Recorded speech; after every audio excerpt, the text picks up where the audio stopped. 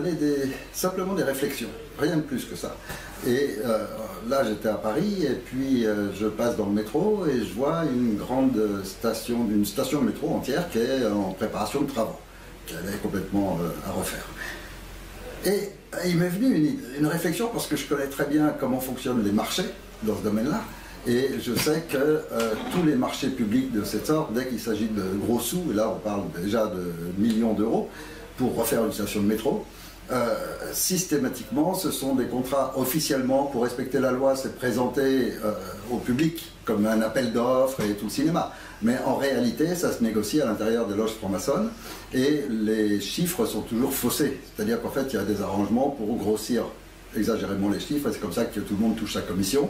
Et puis, généralement, pendant les travaux, après, il y a toujours des surprises qui fait qu'on doit rallonger les travaux et augmenter et tout. C'est comme ça qu'un chantier qui vaut, prenons un exemple, mettons de 10 millions d'euros pour refaire complètement la station, par ce biais-là, on arrive à 20-25 millions très facilement. Et donc on arrive souvent à doubler le chiffre au moins du prix réel. Et ça, tout ça, c'est les commissions de la franc-maçonnerie. Et puis et en fait, les francs-maçons sont des deux côtés. Ils sont bien sûr du côté des acheteurs, de ceux qui ont la responsabilité de prendre et d'attribuer le marché. Et puis de l'autre côté, les sociétés elles-mêmes qui vont ensuite bénéficier de ce marché. Moi, en voyant cette station, il m'est venu une idée. Alors je vous la donne comme elle est, mais en ce moment en France, il y a beaucoup de chômage. Et puis il y a beaucoup de banlieues, et puis il y a plein de jeunes qui ont quitté l'école assez tôt. Et je me disais qu'à chaque fois qu'il y a une station de métro à refaire à Paris, qu'est-ce qui empêcherait de lancer un chantier énorme avec ces jeunes et leur donner le chantier? C'est-à-dire leur dire, voilà, il y a 1 an de travail, ou 2 ans de travail à peu près, ou 1 an, peu importe, et leur confier complètement le chantier. Et parmi eux, ils trouveraient des décorateurs, ils trouveraient des idées sur la manière de préparer toute la station de métro. Il faudrait au départ qu'ils préparent tout un cahier de charges, toutes les idées, c'est-à-dire qu'il faut qu'elles soient facilement accessibles pour les jeunes, pour les vieux, il faut qu'elles soient agréables pour tout le monde, il faut qu'il y ait des sièges pour s'asseoir, voilà, qu'ils pensent à tout. Et donc si on met une équipe, et on pourrait donner par exemple tout un secteur, c'est-à-dire prendre par exemple une banlieue ou toute une zone et offrir à tous les jeunes qui veulent y participer, de participer à la réfection complète de la station de métro, mais de A à Z. Et parmi tous ces jeunes, il y a des jeunes qui sont doués en dessin, en graphisme, en autre, qui auraient peut-être des idées décoratives qui seraient originales. Il y a des jeunes qui sont doués en lumière ou autre, ou en son. Et dans une station de métro, il peut y avoir un fond musical, comme il peut y avoir... Et ils auraient en plus eux-mêmes la volonté d'aller faire quelque chose qui convienne à tous les publics, de donner une vie à la station de métro, qu'elle représente leur existence.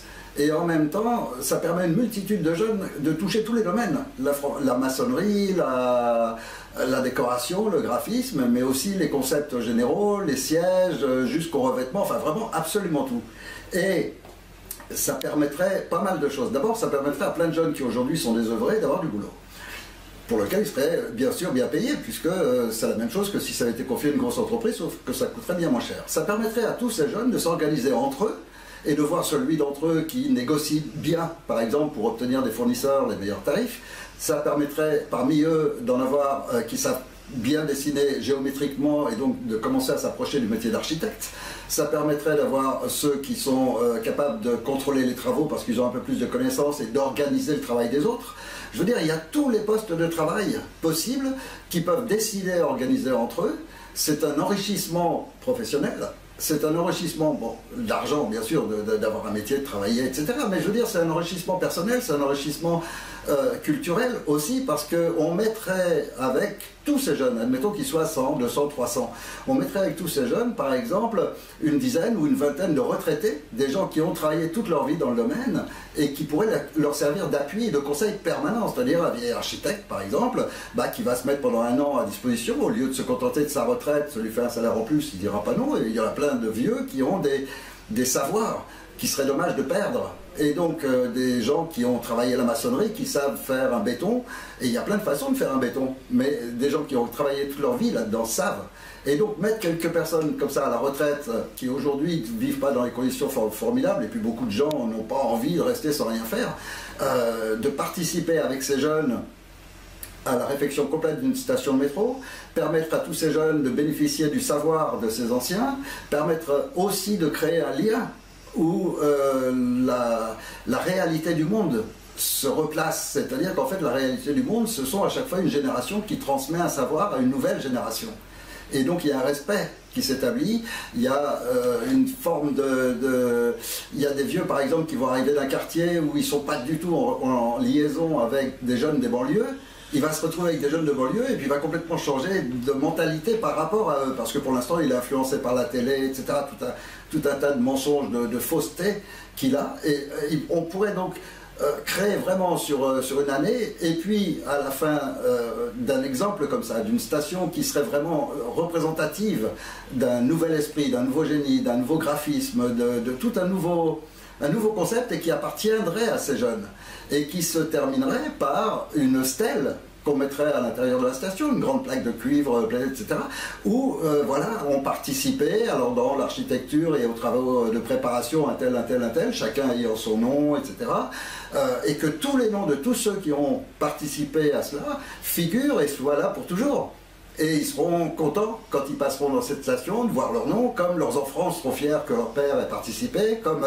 Je veux dire, tout ça, c'est de la vie réelle, c'est concret, et je suis persuadé que si on employait une offre comme ça à des jeunes d'une banlieue, ou des jeunes d'une autre banlieue, ou de les réunir ensemble, d'abord, ils apprendraient beaucoup plus la convivialité, c'est-à-dire à vivre ensemble, et ils apprendraient aussi les relations avec plein d'autres gens, les gens il faut organiser les travaux tout en permettant quand même au public de venir, et puis ils auraient peut-être aussi des idées de génie, des idées auxquelles on ne s'attend pas du tout.